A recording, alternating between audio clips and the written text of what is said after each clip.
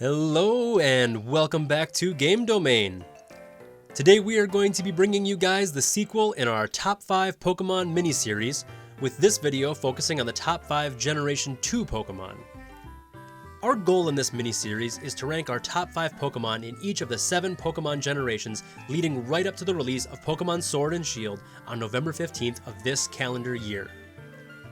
And just as we said in our top 5 Generation 1 Pokemon video, which we will leave a link to in the description, although the title and main gist of the videos is rather simplistic, and you can find them anywhere, we are putting in a lot of research and debate to come up with these top 5s for each generation. And as we also said in the first video, the criteria for this list is partially our personal love for these Pokemon, but mainly based on battle prowess, design creativity, and coolness, overall popularity, and some fan perception influence as well. Oh, and also, there are no legendaries on this list. Now, let's get into the video. The number 5 choice on this list is actually not all that popular of a Pokemon, but is also arguably one of the most underrated Pokemon in not only Generation 2, but the entire franchise itself.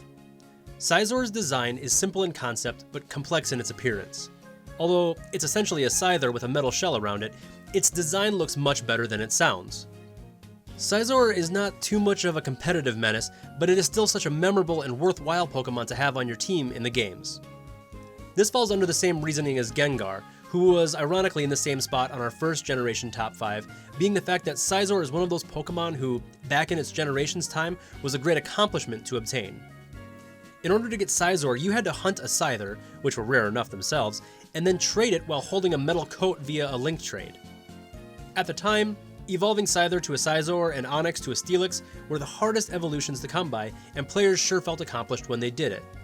And although Scizor doesn't have too much popularity in terms of anime appearances and other Pokemon media, its in-game appearance and prowess certainly make it well-deserving of a spot on our countdown. Now, in a non-legendary ranking of the Johto Pokemon, at least 2 starters are almost slam dunks for the top 5 on every single list. And to no surprise at all, as much as we love her, Meganium is not one of the 2. This would of course leave the Water Starter and Fire Starter, Feraligatr and Typhlosion respectively, to be the 2 to appear on this list. And in our case, we actually have both of them up in the top 4 on our list. Now, the very controversial aspect to that is what of the 2 come first, and our choice will most likely not be popular among the majority of you. One of the most badass designed starter Pokemon, and just Pokemon in general, comes in at number 4 for us, and that is Johto's Fire Starter, Typhlosion. Not much else can be said about Typhlosion's design other than, well, I mean, it literally has freaking flames shooting out of its back. That's pretty sick. Typhlosion is one of the most popular and beloved starters overall, and even rivals Charizard for the title of most popular fire starter. Typhlosion is one of the Generation 2's best special attackers, and its fire typing is a massive help when getting through both the early and the latter stages of the Johto games. This fire Pokemon doesn't have all that diverse of a move pool, but it can still be a competitive menace both within the games themselves and in outside competition. Typhlosion is also on this spot due to the fans' love of this whole fire type line, which adds to the incredibly positive fan perception of this Pokemon. And with all that being said, Typhlosion is more than worthy of being the number 4 Generation 2 Pokemon on our countdown. Coming in at number 3 is our second straight starter Pokemon, and by process of elimination, we're sure you guys have narrowed it down to Feraligatr. This wonderful water-type starter line goes from the incredibly cute Totodile to the menacing Croconaw, and then to the fierce and intimidating Feraligatr. Feraligatr is one of the strongest starter Pokemon out there, with its massive defense and powerful physical attacking status as well. Like Typhlosion, Feraligatr's typing makes it a useful and very efficient companion throughout the Johto games, as it gives you a leg up on a lot of gym leaders and trainers in general. Feraligatr's design is fairly simple, but still has many unique aspects that add to its complexity and overall coolness. Its 2 red-spiked fins add a whole new meaning to the already menacing look of a crocodile, and the shade of blue that covers the majority of its body makes it both look appealing and have an aspect of camouflage at the same time. And in this case, we of course mean blending in with the water in the sense of camouflage. Although Feraligatr is one of the series' more popular Pokemon, especially the starters, it is absent from most Pokemon media and has very few anime appearances. Totodile takes a lot of the popularity for this line, as Ash never evolved it further. Totodile was a fan favorite in the Johto anime episodes, as everybody fell in love with its cuteness and how much Ash adored his water starter. But the final evolution of this line doesn't get as much love as it deserves, as its fierce and menacing battle prowess couples with its badass design to give us this lovable water starter.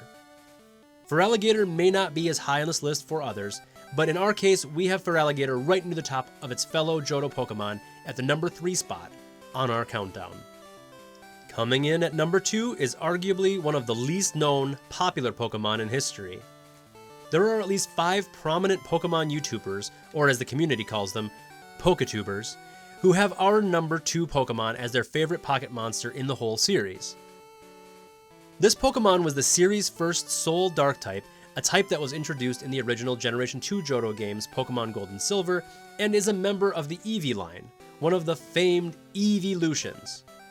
And by now, most of you viewers have probably already figured it out, as we are of course talking about none other than the Dark-typed Umbreon.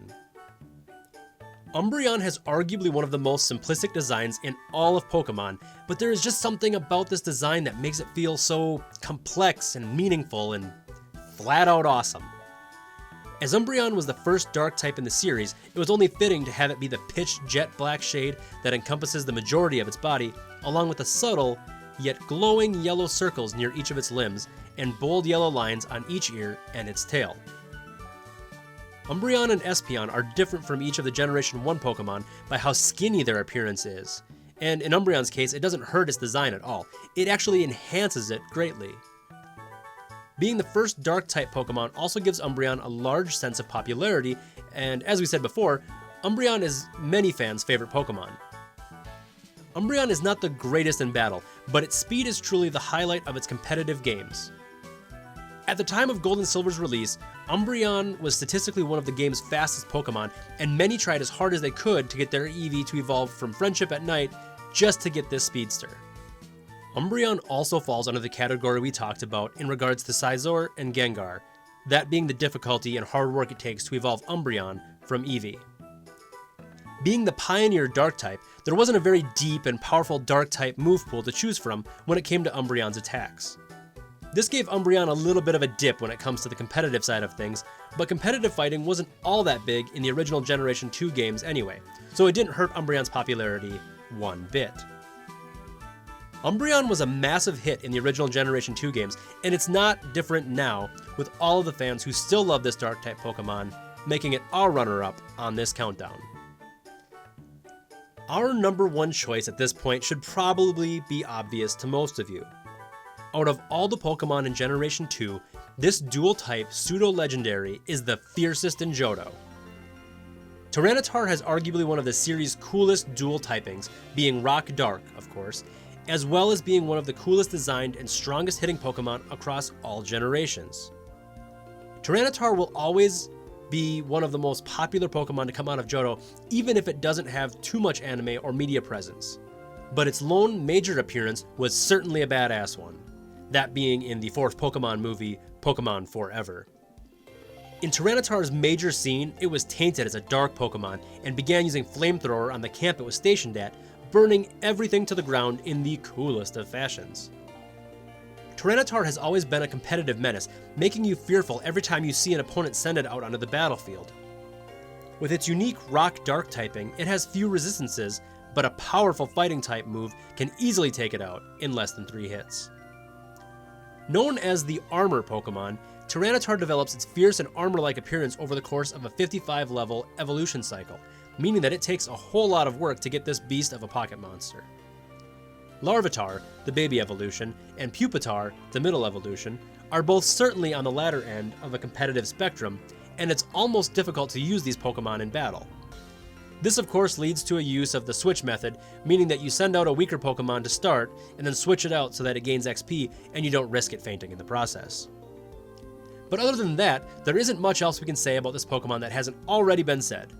Tyranitar is one of the all-around great Pokemon, and is Game Domain's number 1 Generation 2 Pokemon. Thanks for watching today's Top 5 video, and we really hope you guys enjoyed it, as we sure had a ton of fun putting it together. Make sure you stay tuned to our channel for our Top 5 Generation 3 Pokemon video, which we will be hopefully getting out to you sometime in the very near future. Our goal is to continue this mini-series right up until the release of Generation 8 in the form of Pokemon Sword and Shield on November 15th of this year. And if you haven't already, check out this mini-series pilot episode on our Top 5 Generation 1 Pokemon. Make sure to tell us what you thought of our top 5 in the comments down below, and please feel free to express your opinions and tell us your own top 5 Generation 2 Pokemon.